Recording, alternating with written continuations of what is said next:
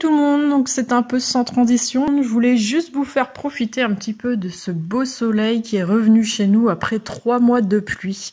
Donc on peut enfin mettre le nez dehors, c'est super, il était vraiment temps. Donc aujourd'hui je vais vous parler du bois de chauffage et aussi de notre clôture forestière, puisque donc vous savez tous peut-être que nous avons eu pas mal de déboires avec les sangliers et aussi avec les chevreuils, et on n'a rien pu planter en fait comme arbre, puisqu'ils m'ont même mangé les arbousiers qui sont quand même avec des épines. Donc je vous montre là le passage en fait donc là je pense que c'est plutôt le passage des chevreuils. Et donc on va mettre en place différentes choses sur le terrain pour les empêcher en fait de rentrer. Donc là on est de l'autre côté du terrain, c'est la prairie qui est en contrebas. Donc on est propriétaire du talus, et donc là le long de notre talus il y a un chemin où un monsieur a accès à un autre terrain. Donc on a nettoyé un petit peu partout. Donc c'est aussi l'occasion de découvrir un peu la tronçonneuse, parce que habitant en lotissement, on n'a jamais eu l'occasion de l'utiliser.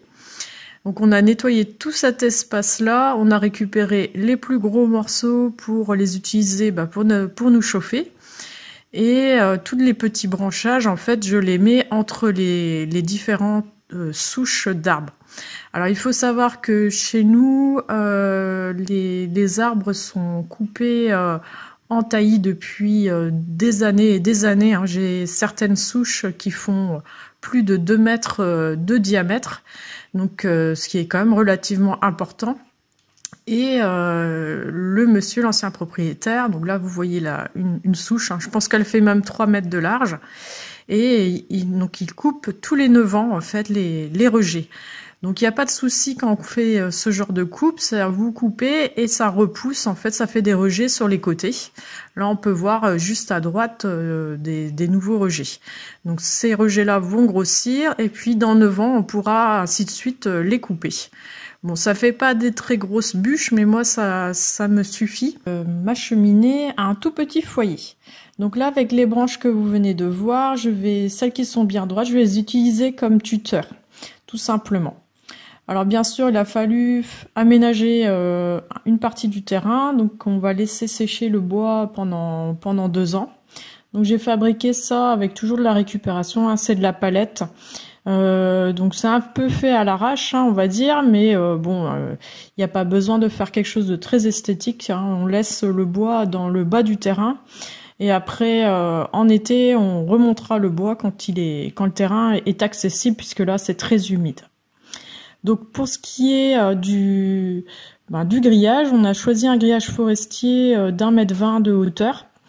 Ça a quand même un certain coût, puisqu'il a fallu qu'on achète quand même 250 mètres. Normalement on aura assez, on n'a pas tout à fait fini ce travail là, donc il suffit d'acheter, vous avez des agrafes qu'il faut clouter.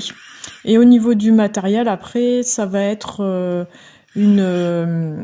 avec une perceuse tout simplement, et avec un embout ici comme une tarière en fait. On aurait pu louer une tarière ou acheter une tarière manuelle, mais c'est vrai qu'on n'avait pas vraiment l'utilité par la suite. Alors on a juste acheté ce petit embout. Alors après, au niveau des poteaux, on a mis quand même quelque chose qui faisait une dizaine de centimètres de diamètre pour que ce soit bien résistant.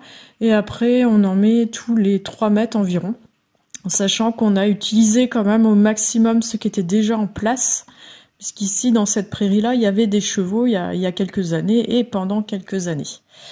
Donc, bien sûr, au bout d'un moment, ça risque de pourrir.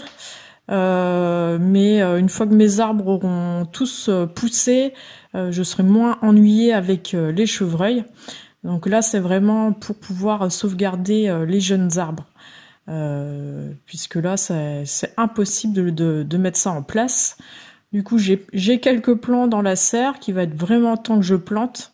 Donc là, il faut vraiment que l'eau s'active. Donc c'est pas si physique que ça à faire, hein. C'est juste un peu long. En s'y mettant à 2, on arrive en une demi-journée à mettre 50 mètres linéaires. Bon, c'est une solution aussi durable parce qu'on m'avait conseillé sinon d'électrifier le terrain. Mais finalement, je pense que peut-être qu'à l'achat, c'était moindre, mais dans le temps, ça demandait quand même une maintenance. Parce que là, une fois que c'est fait pour plus de 10 ans. Et mes arbres auront le temps de pousser. Donc voici ce que ça donne. Là, c'était la fin de la journée. Donc beaucoup de travail en perspective, il nous reste ça à terminer et puis on va enfin pouvoir planter. Sur ce, moi je vous dis belle journée à tous, profitez bien du soleil, salut!